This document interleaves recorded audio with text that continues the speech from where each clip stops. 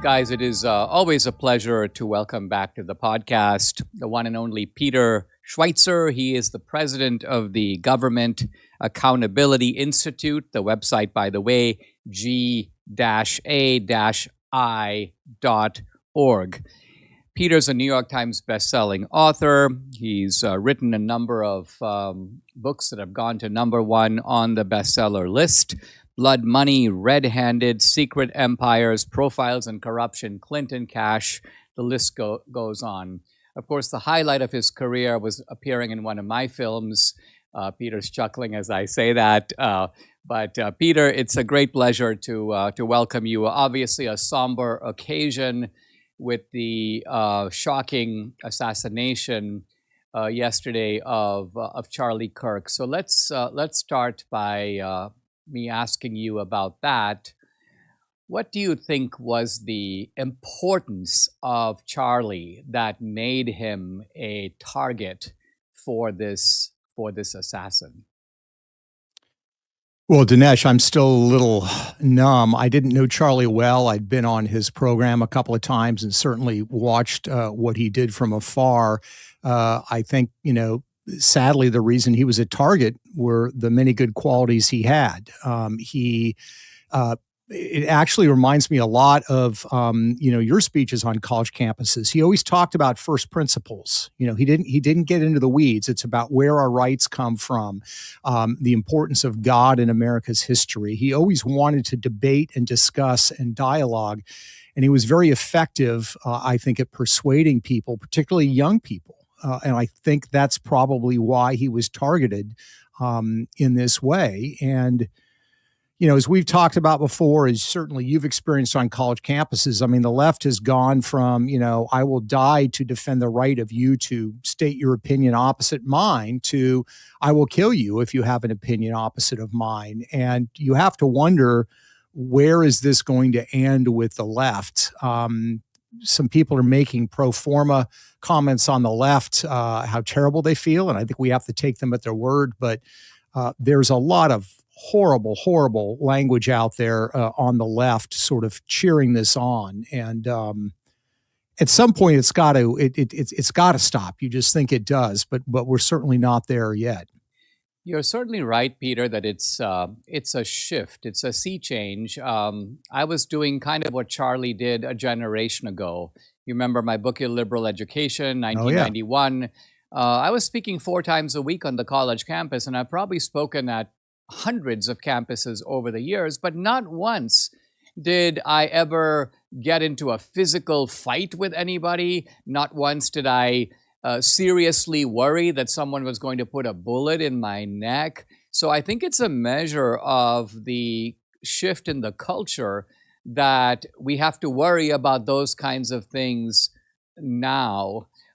What do you think is behind the shift? Is it the fact that is it the universities that are doing indoctrination?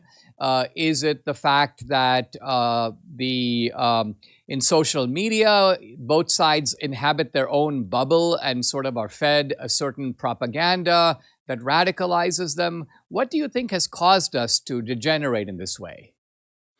It's a good question, Dinesh. I think a lot of it has to do with the demise of what I would call the traditional liberal.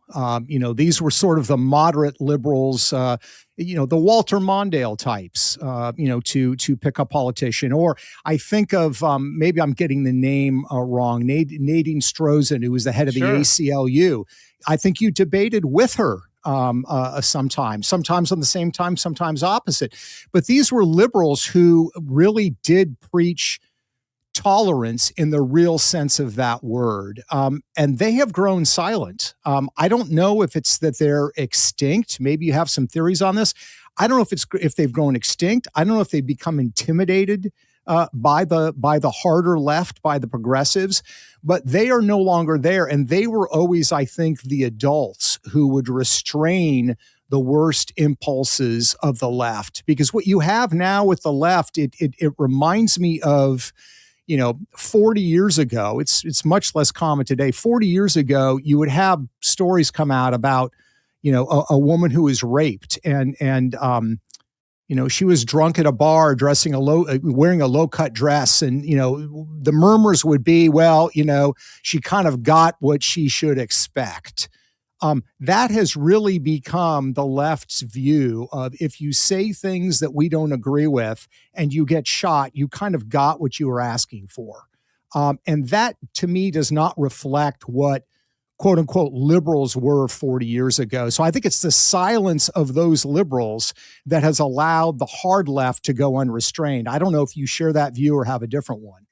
Well, I've been talking on my podcast about my book, Life After Death. And I mentioned this, Peter, only because right on the back, I have Dinesh D'Souza here shows the argumentative skills that made him such a formidable opponent. This is an endorsement of my book by Christopher Hitchens. So you have a leading atheist dug into his position and not bending an inch, but nevertheless gracious enough to extend a kind of branch.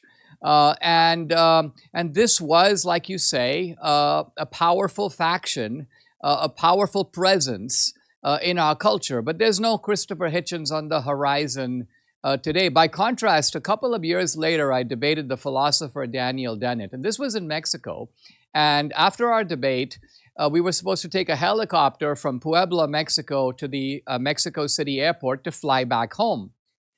Dennett would not say one word to me on a 45-minute flight. We were sitting right next to each other, not even civilities, not even the weather, not even, hey, it's a long flight home.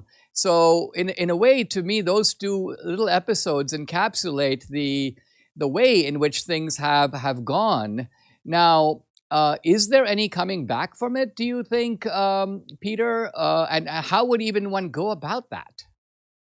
Well, I think it's going to take, and you're seeing a little bit of this, I think, with Bill Maher. You know Bill Maher better than I do. You're seeing a little bit of this with Bill Maher. I think you're seeing this with some other voices. That's the hope. I think we have to hope and try to elevate those members of the left and encourage them to speak out. And the importance of it has always been, you've done so many of these debates, and I think, you could certainly say the same thing of Charlie Kirk. There's nothing wrong with being sort of rhetorically strong. I mean, Chris Hitchens would savage people with his words. Right. But privately over a cocktail, he would be friendly. That was certainly what Charlie Kirk did. That is certainly, as I've known you over the years, what you have done. So we need to encourage them and embrace them. But it's got to reach that tipping point. And my hope is that there is still enough of that sense of decency among people on the political left. The real question is, are they going to have the courage to say it publicly? And that's where I think maybe what Bill Maher is doing and what a few other voices are doing, is so particularly important, because the old liberals, sort of the Walter Mondale type liberals in politics, or the Nadine Stroessers, are a rare breed, and we need them for a healthy democracy in a healthy country. And they are dying on the vine, unfortunately.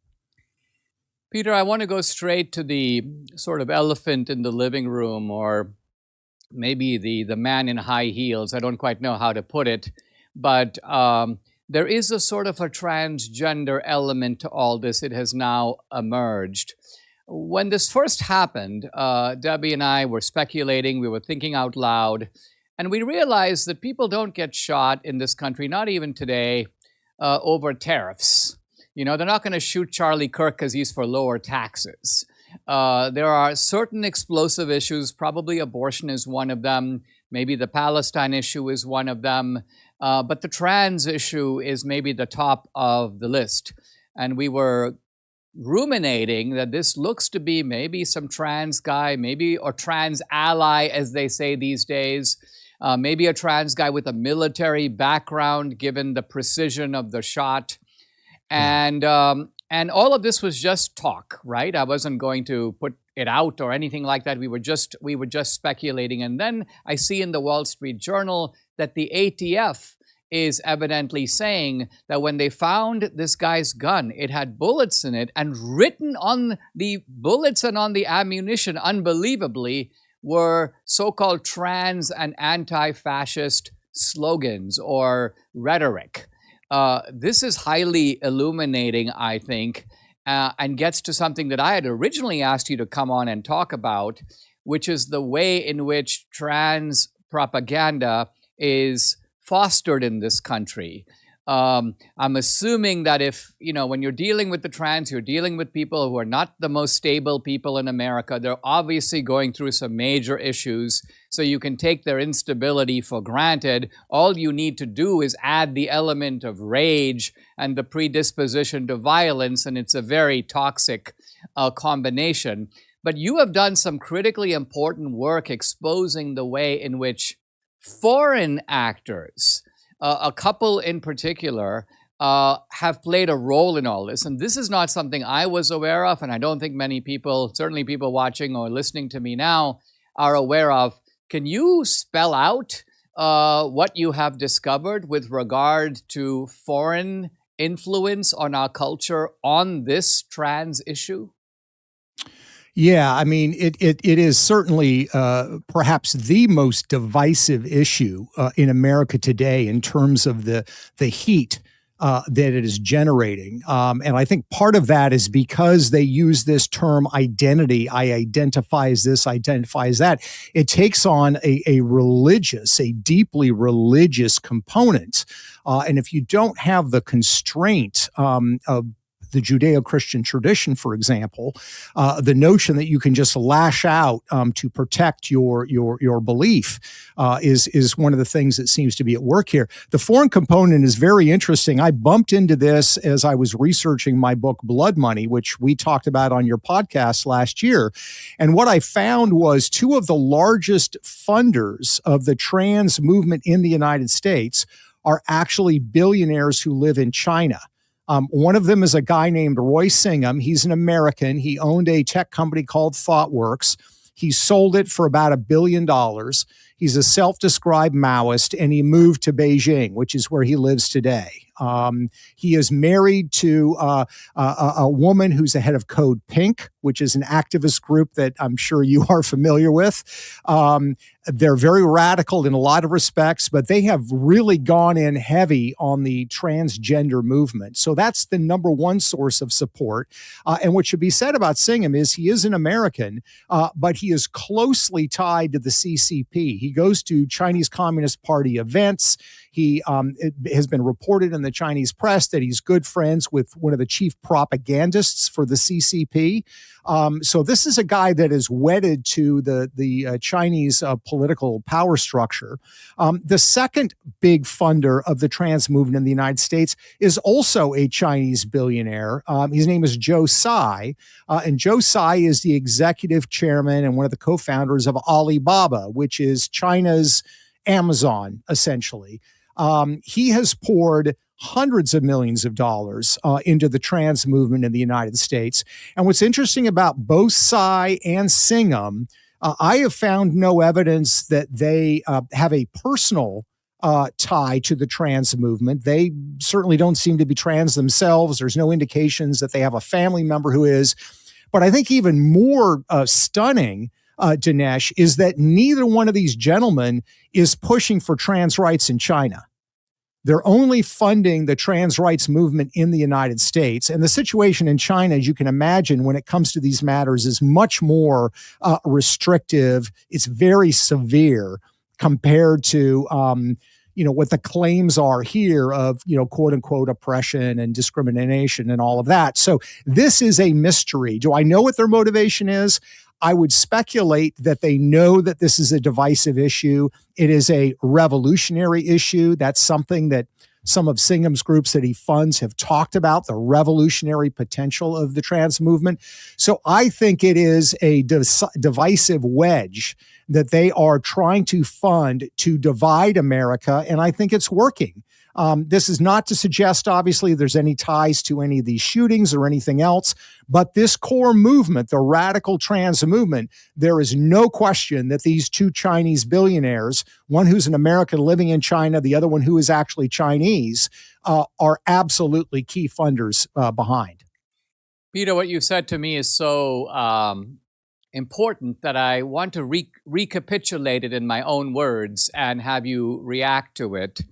What you're saying is that the Chinese are not big on the trans. In fact, I think I've seen in the past the Chinese saying things like, we don't want this sissification of our society. We don't want our boys acting like girls or vice versa. This kind of nonsense will not be tolerated in Chinese society, or words to that effect. And the Chinese government is behind all that. And what you're saying is that these billionaires who live in China, one American, the other seemingly Chinese, they've realized that they cannot promote CCP propaganda in an obvious way. If they were to talk about Marxism and class consciousness and running dog capitalists, this would go nowhere. So they don't do that. What they do is they go, listen, if we're trying to break down this American society, let's find an issue where there is genuine confusion, moral instability, kind of destructive angst, and let's sort of stoke that fire. Let's feed into that. Let's encourage it, because what's going to happen? The divisions, the radicalization of American society will continue. And this can't be a good thing for America, which may mean it's a good thing for China. Is that what you're saying? Yeah, no, I think that's I think that's a very good summation, Dinesh. I mean, when pressed, Joe Tsai and Roy Singham will defend the CCP. But you're right. They don't lead with that, because I think they believe that there's sort of limited cost effectiveness there. It should also be pointed out that Joe Tsai, who is the founder of, also owns an NBA team, the Brooklyn Nets, and the WNBA sister basketball team. And in his capacity there, he has pushed for the possibility of trans players playing in the WNBA. So this is not just silently kind of funding these activities.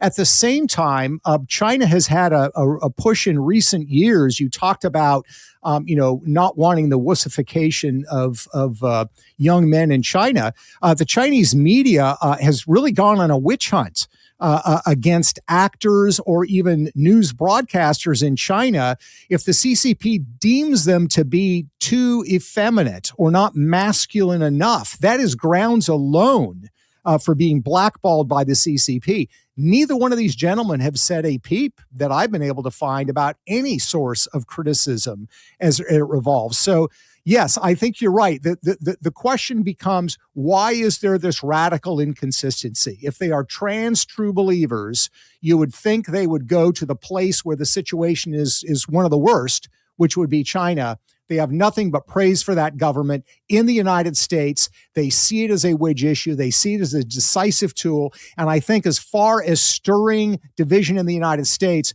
it's hard to beat the bang for the buck that you get on any other issue in the United States than the trans issue.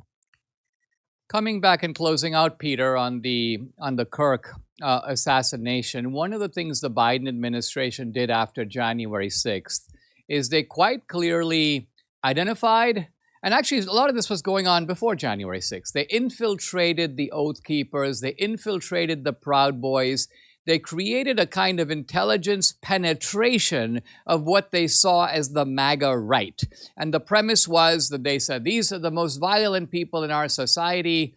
And I wonder if something similar to this might be done by the DOJ on the grounds that this is not, if this turns out to be a trans-related assassination, it won't be the first one. Right? There have been other shootings, obviously, the school shooting, Audrey Hale in Nashville. There was the shooting more recently, the trans shooting at the Catholic school in Minneapolis, I believe. So there's a pattern emerging here of the trans ideology moving rather frighteningly toward violence. And would that be one way to try to ferret out, at the very least, the most unstable and violent elements and stop them before they strike again? Yeah, I mean, I think that is probably the only course of action. I mean, there were these rumors floated, I don't know who was behind them, that they were looking at the possibility of a gun ban, for people who identify as trans. That may have just been trolling. I don't know. But I think you would probably agree with me. That's a terrible idea. You don't want to take a group of people's rights away. That can be used against anybody. So I think that kind of approach is entirely wrong. But I think particularly these sort of radical organizations, there was, of course, remember this cult, I forget the name of it, where there was a murder in Seattle. There was a murder of a border agent up in Vermont. That was sort of this odd vegan trans cult. These are entities that seem to be prone to violence. There's clearly a track record, and it would absolutely warrant a law enforcement approach that is trying to monitor entities, organizations, and individuals who could potentially be violent. We all recognize the civil liberties involved. You have the case in Michigan where there seemed to be entrapment of the guys that were allegedly trying to kidnap the governor, Whitmer. There seemed to be entrapment there. Nobody wants entrapment, but there is a clear pattern of violence on the part of this community. It's being fed somewhere, and I think it is high time that there be more law enforcement resources used to try to infiltrate the radical elements of that movement. Guys, I've been talking to Peter Schweizer, the president of the Government Accountability Institute, the website g-a-i.org. The books, you know about them: BloodMoney, Red-Handed, Secret Empires, Profiles in Corruption, so many others. Peter, thank you very much for joining me. Always great to be with you. Thanks, Dinesh.